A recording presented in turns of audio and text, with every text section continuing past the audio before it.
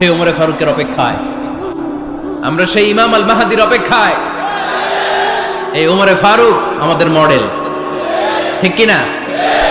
Third in position এই পুরো উম্মতের মধ্যে ওনার পজিশন নাম্বার 3। 1 নাম্বার পজিশন বিশ্বনবীর, কার? 2 নাম্বার পজিশন কার? আবু বকর। 3 নাম্বার পজিশন কার? ওমরে ফারুকের। বিশ্বনবী বলতেন লা নবিয়্যা বা'দি, লা নবিয়্যা বা'দি, আমার পরে কোনো নবী নাই। ওয়ালা রাসূলা, আমার পরে কোনো রাসূলও নাই। আমার নবীর পরে আর কোনো নবী আছে? আমার নবীর পরে আর কোনো রাসূল আছে? এই যে কাদিয়ানি যে একটা সম্প্রদায় আছে, এরা কি মুসলিম নাকি অমুসলিম? মুসলিম সম্প্রদায়ের সাথে এদের কোনো সম্পর্ক নাই। চিল্লা বলেন ঠিক কিনা? এরা যদি মুসলমান হতে চায়, আমার নবী দ্য লাস্ট মেসেঞ্জার বিশ্বনবীকে খাতামুন নবী হিসেবে সংবাদ সম্মেলন করে গোটা বিশ্বকে জানাই দিতে হবে, তারপরে তাদেরকে আমরা মুসলিম হিসেবে স্বীকৃতি দিব। চিল্লা বলেন ঠিক কিনা? তা না হলে তারা কোন ধর্মের এটাকে জানাই দিতে হবে। No inferiority complex, no identity crisis. Identity ক্রাইসিসে থাকা যাবে না। আপনারা কোন ধর্মের এটা জানায় দেন। আপনারা বিশ্বনবীরও শেষ নবী মানবেন না, আবার মুসলিম বলেও নিজেদেরকে ট্যাগ লাগাতে চাইবেন। সাধারণ মুসলমানরা এটা এই ধোঁকাবাজি মানে না। চিল্লায় বলেন ঠিক কিনা? আমার নবীর পরে কোনো নবী নাই, আমার রাসূলের পরে কোনো রাসূল নাই, ঠিক কিনা?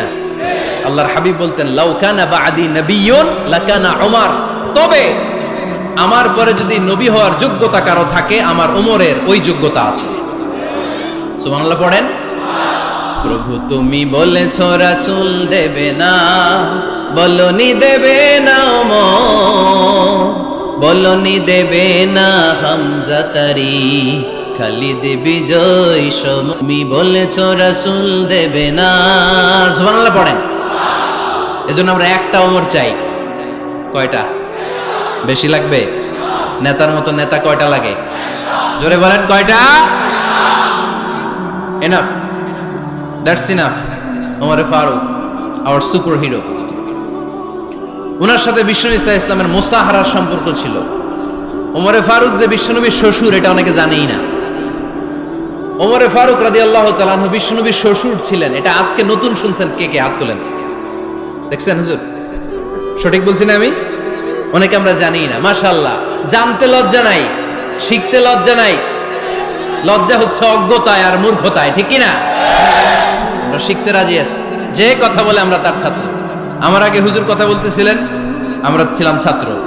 এখন আমি কথা বলতেছি, এখন আমরা সবাই হয়ে গেছি ছাত্র, ঠিক কি না? যিনি বলেন তিনি শিক্ষক, বাকিরা আমরা ছাত্র, ঠিক কি না? 4 খলিফার 2 খলিফা, ইসলামের 4 খলিফার 2 খলিফা বিশ্বনবীর মেয়ের জামাই, আর বাকি 2 খলিফা বিশ্বনবীর শ্বশুর। সুবহানাল্লাহ পড়েন। সাইয়েদনা আলী রাদিয়াল্লাহু তাআলা আনহু, সাইয়েদনা উসমান যুন-নূরাইন বিশ্বনবীর মেয়ের জামাই। উসমান রাদিয়াল্লাহু তাআলা আনহুর কাছে বিশ্বনবী 2 মেয়েকে বিয়ে দিয়েছিলেন। একজন মারা যাওয়ার পরে আরেকজন। বিশ্বনবী বলেছেন এরপরে আরেকটা থাকলে ওইটারও বিয়ে দিতাম। সুবহানাল্লাহ পড়বেন না? 2 জন ছিল মেয়ের জামাই আর 2 জন ছিল শ্বশুর। সাইয়েদনা আবু বকর শ্বশুর, বিশ্বনবীর স্ত্রী আম্মাজান আয়েশা রাদিয়াল্লাহু তাআলা আনহার বাবা। বিশ্বনবীর স্ত্রী আম্মাজান হাফসা রাদিয়াল্লাহু তাআলা আনহার বাবা ছিল সাইয়েদনা ওমর ফারুক। চিল্লায় পড়েন আল্লাহু আকবার। জানো তো পজিশন না? সাইয়্যিদু কুহুলিল জান্নাহ, জান্নাতে যত নারীরা যাবে, নারীদের সর্দারিনী হবে সাইয়্যিদাতুনা ফাতেমা রাদিয়াল্লাহু তাআলা আনহা।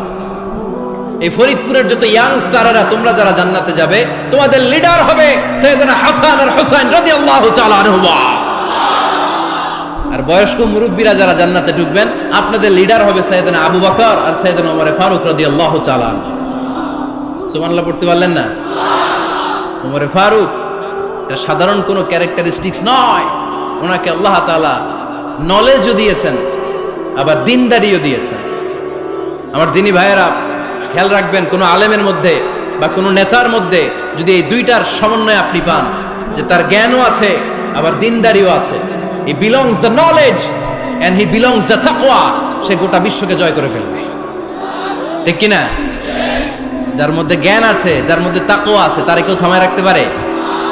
ওমরে ফারুককে এই 2 নেয়ামত দিয়ে ধন্য করেছে কে? সহিহ বুখারীর বর্ণনা।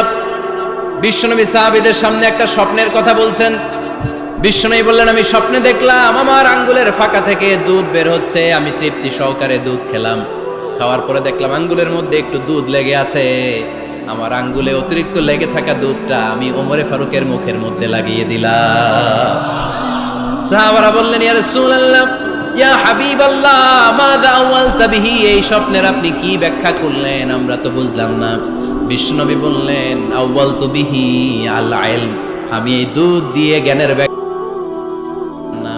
বিশ্বনবী বললেন, আউয়ালতু বিহি আল ইলম, আমি এই দুধ দিয়ে জ্ঞানের ব্যাখ্যা করেছি, কারণ ওমরকে আল্লাহ যেই জ্ঞান দিয়েছে গোটা বিশ্বের কাউকে এত জ্ঞান দেয় না। এজন্য স্বপ্নে যদি কেউ দেখেন যে আপনি দুধ খাচ্ছেন, তার মানে আল্লাহ তাআলা আপনার জ্ঞান বাড়ায় দিবেন। ওমরে ফারুককে দুধ খেয়ে অতিরিক্ত দুধের অংশটা বিশ্বনবী আবু বকর রাদিয়াল্লাহু তাআলা আনহুর মুখে দেন নাই, সাইয়েদনা উসমানের মুখে দেন নাই, আলী রাদিয়াল্লাহু তাআলা আনহুর মুখে দেন নাই। স্বপ্নে ওই অতিরিক্ত লেগে থাকা দুধটা বিশ্বনবী ওমরে ফারুকের ঠোঁটের মধ্যে লাগিয়ে দিয়েছেন। এই হাদিস থেকে প্রমাণ হয় আল্লাহ তাআলা জ্ঞানের নেয়ামতে সাইয়েদনা ওমরে ফারুককে ধন্য করেছেন। আবার বুখারীর বর্ণনা, বিশ্বনবী সাল্লাল্লাহু আলাইহি ওয়াসাল্লাম আরেকটা স্বপ্নের বর্ণনা দিচ্ছেন। তিনি বললেন, তোমাদের সবাইকে স্বপ্নে আমার সামনে দাঁড় করানো হলো। আমি দেখলাম তোমাদের কারো জুব্বা নাভি পর্যন্ত, কারো জুব্বা হাঁটু পর্যন্ত, কারো জুব্বা টাকনু পর্যন্ত। ওমরে ফারুককে যখন স্বপ্নে আমার সামনে দাঁড় করিয়ে দেয়া হলো, আমি দেখলাম ওমরের জুব্বা এত লম্বা, ওমর টেনে হিচড়ে তার জুব্বা নিয়ে সামনে হেঁটে যাচ্ছে। সাহাবারা বললেন, ফামাদা আওয়ালতা বিহি ইয়া রাসূলুল্লাহ, ও আল্লাহর রাসূল, এই স্বপ্ন দিয়ে আপনি কি বোঝাতে চাইলেন, আমরা কিছু বুঝলাম না। বিশ্বনবী বললেন, আওয়ালতু বিহি আদ-দ্বীন, আমি এই হাদিসের দ্বারা দ্বীনের ব্যাখ্যা করলাম, যার জামা যত লম্বা তার দ্বীনদারি তত বেশি। সুবহানাল্লাহ, আসতে পড়েন। স্বপ্ন দেখলেন কোন সাহাবীর জুব্বা নাভি, কোন সাহাবীর হাঁটু, কারোটা টাকনু, কিন্তু ওমরে ফারুকের জুব্বা এত লম্বা, ইয়াজুরু সাওবাহু, তিনি তার জুব্বা টেনে হিচড়ে যাচ্ছেন। বিশ্বনবী বললেন, এটা দ্বারা আমি দ্বীন, আমি তাকওয়া, দ্বীনদারি, তাকওয়া, এটার ব্যাখ্যা করেছি। তার মানে ওমরে ফারুকের তাকওয়ার সামনে সব তাকওয়া পানি হয়ে যাবে। কোন সুবহানাল্লাহ। আল্লাহ তাআলা সাইয়েদনা ওমরে ফারুককে দ্বীনের জ্ঞান দিয়েছেন, তাকওয়া দিয়েছেন। যুবক ভাইরা, যাকে আল্লাহ তাআলা দ্বীনের জ্ঞান দেয়, যাকে আল্লাহ তাআলা তাকওয়ার এই গুণ দিয়ে সমৃদ্ধ করে, তার জন্য গোটা বিশ্বের সব দরজাগুলোকে ওপেন করে দেয় কে? কত বড় মুত্তাকি ছিলেন সাইয়েদনা ওমরে ফারুক। মদিনার সমাজে কয়জন মুনাফিক ছিল বিশ্বনবী ছাড়া কেউ বলতে পারতেন না। বিশ্বনবী কোন সাহাবীকে মুনাফিকদের লিস্ট দিয়ে যান নাই, একজন সাহাবী ছাড়া। দেখি কেউ বলতে পারেন কি ওই সাহাবীর নাম? কি নাম? হুযায়ফা ইবনুল ইয়ামান রাদিয়াল্লাহু তাআলা আনহু। ওনাকে বলা হতো সাহিবু সিররি রাসূলিল্লাহ, আল্লাহ রাসূল সাল্লাল্লাহু আলাইহি ওয়াসাল্লামের গোপন তথ্যের ধারক বাহক। সুবহানাল্লাহ পড়বেন না?